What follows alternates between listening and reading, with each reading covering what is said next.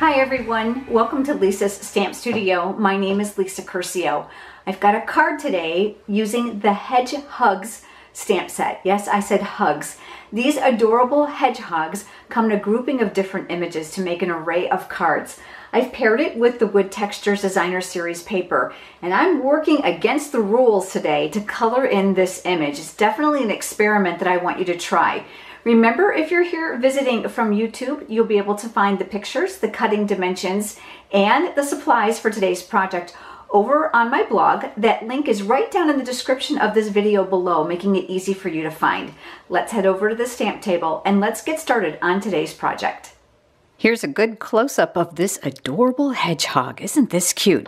Well, I'm going to tell you right now, we're breaking the rules today when we're using the Stampin' Blend. So I'm going to tell you this is an experiment that worked well with me. So I'm going to caution you when you're going to try this at home. You're going to have to experiment as well. But I want to give you some tips along the way. The Designer Series paper that I used on this card is called Wood Textures, and it comes in a stack of 48 sheets, but I want to show this to you because I'm telling you, I am in love with this. You can't beat the price. It's $10 for the entire stack of 48 sheets, and it's called Wood Textures Designer Series paper. We're going to use that on a base of the card, and I've actually scored this ahead of time. You're going to find all the cutting dimensions for today's card over on my blog. If you're here from YouTube, the link is right down in the description bar below, making it easy for you to find. This is going to get mounted right here to the base of the card, and since it's going to cover up the whole thing, I'm going to use adhesive a little bit more generous than I normally would to cover the whole thing so there's no lifting. Now you can see that they're very similar but slightly different, and again you have all different types of wood tones inside that package, really making it versatile. The whitewash one is really lots of fun as well, and some of the lighter tones you can stamp directly right on that paper for a different look. So I'm going to go ahead and mount this here to the base of my card, looking pretty much at the top, bottom, and sides at the same time to try to get it as evenly aligned as possible. And then I'll go ahead and press. I'll go ahead and set that aside. We're going to work on that a little bit later. I've got a piece of thick Whisper White cardstock. Whenever you're using your Stampin' Blends, and because of the alcohol ink, you want to make sure you've got a cardstock like the thick Whisper White that's going to be quite absorbent to take on all the ink without any pilling. Normally, you would use the Memento ink. This is a water-based ink. Therefore, the alcohol in the Stampin' Blends will not cause them to bleed. But remember I told you, today we're doing something different and we're experimenting. And I'm going to be using that adorable stamp set with those hedgehogs. Really cute sentiments that go with the images. These solid images can just be stamped in a solid color ink and then left for done, or you can add a little bit of extra like I've done today on today's experiment card. I've already tried this on several cards and it works really well, but you do have to be careful.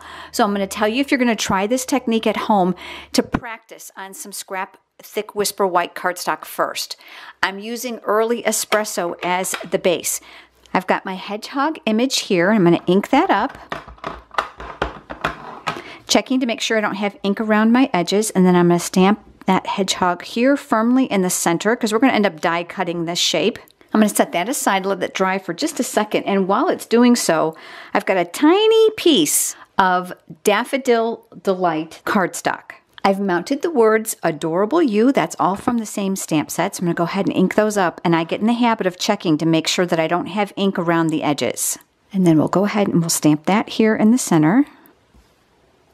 Back to our hedgehog image. And I'm going to use some Stampin' Blends today. The first color I'm going to use is the ivory. You're going to find that I put washi tape on my Stampin' Blends, and that just helps to identify the tips for me at a quick glance. So this is the brush end. That keeps me from having to look and or to read the barrel. I'm going to go ahead and pull that cap off, and I'm going to color in the whole center of my hedgehog with the ivory. Since the Early Espresso is a water-based ink, I am not going to go right over the stamped areas. I'm actually going to go around it. Any small amount of bleeding actually just lent a little bit of credence to this little animal. So I'm just going to kind of fill those areas in. I'm switching over to the dark pink pirouette, and I want to add a little bit of color down here at the bottom. So I'm going to start here, and I'm just going to kind of flick color in this area of his belly. And we're going to go back over it, so it's going to create a little bit lighter tone. I'm going to add a little bit here around his face and around his nose as well. And a little bit on his feet and hands. I'm going to come back in with the ivory. The magic of the Stampin' Blends is to actually repeat the lightest color again so that you have a very blended look. And you're going to see, so far so good, huh? That experiment is working. You can see that the colors are blending nicely and we don't have any bleeding per se. Again, I'm trying to avoid going over them repeatedly to make sure that they don't. Now we're going to switch over to the bronze. We're going to use the bronze to fill in those little hair marks here on my hedgehog. And again, remember, I told you this is an experiment. This is classic ink, alcohol marker. So I was concerned that they would blend and they would look bad, but you know what? It doesn't. It's turned out really well. I then added the Daffodil Delight marker to the flower because I wanted color coordination between my papers.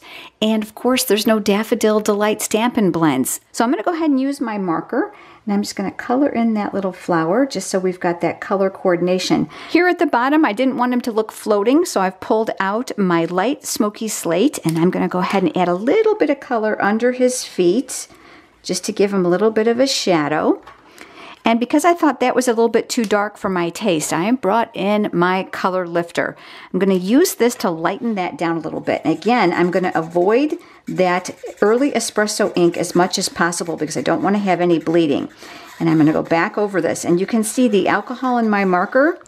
As it starts to evaporate, not only is it going to lighten the ink, but it's also going to give me more of that shadow look. Again, you want to make sure that you work far enough away because the alcohol actually will dissipate and graduate up into your image. In last week's video, we used these as well. These are the layering oval framelits, and you can see the cascading sizes, which is just great for your projects.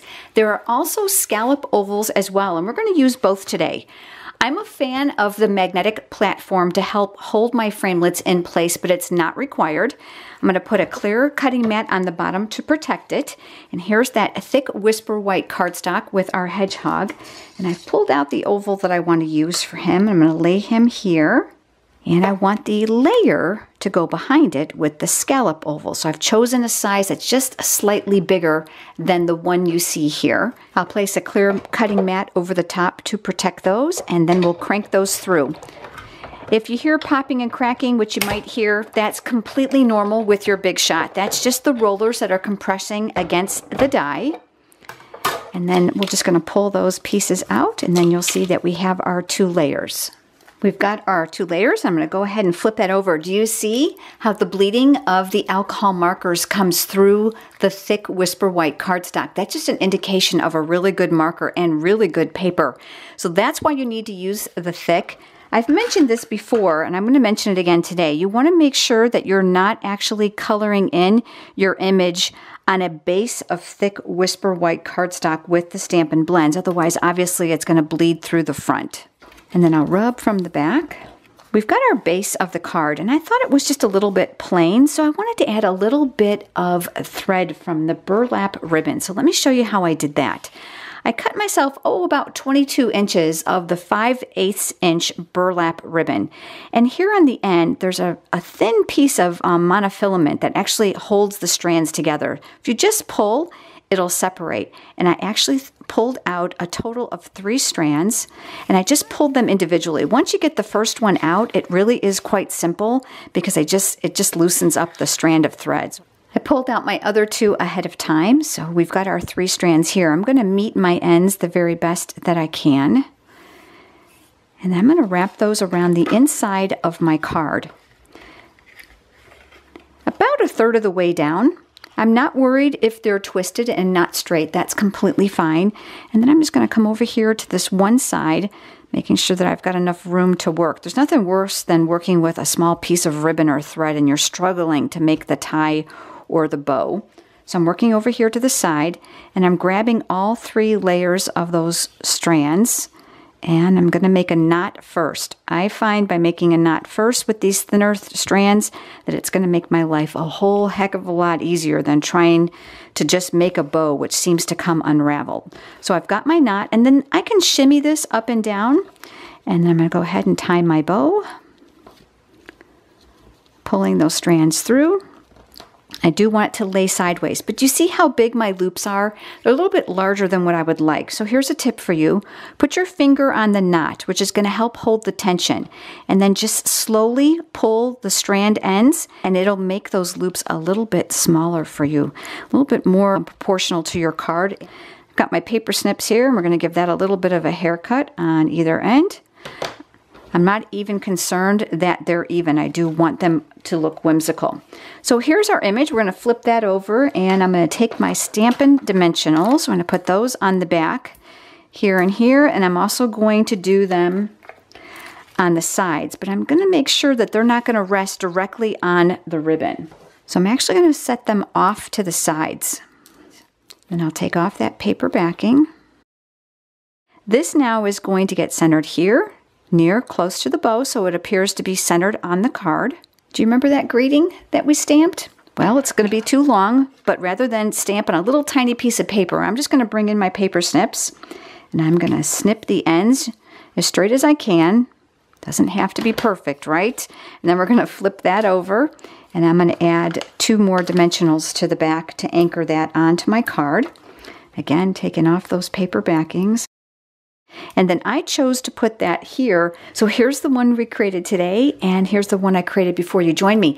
Definitely an experiment, but boy, am I happy with how they turned out. I just love the mixture of those colors while I still can maintain the dark, rich color of my ink pad.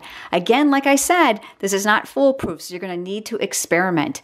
I'm glad that you joined me. Remember, head over to my blog for the pictures and the cutting dimensions, and of course, I have supplies there. If you don't already have a copy of the current annual and occasions catalogs, I'd be happy to send them to you. Just leave me a comment below. They are complimentary. Thanks for joining me, everyone. I look forward to seeing you next time. Have a great day.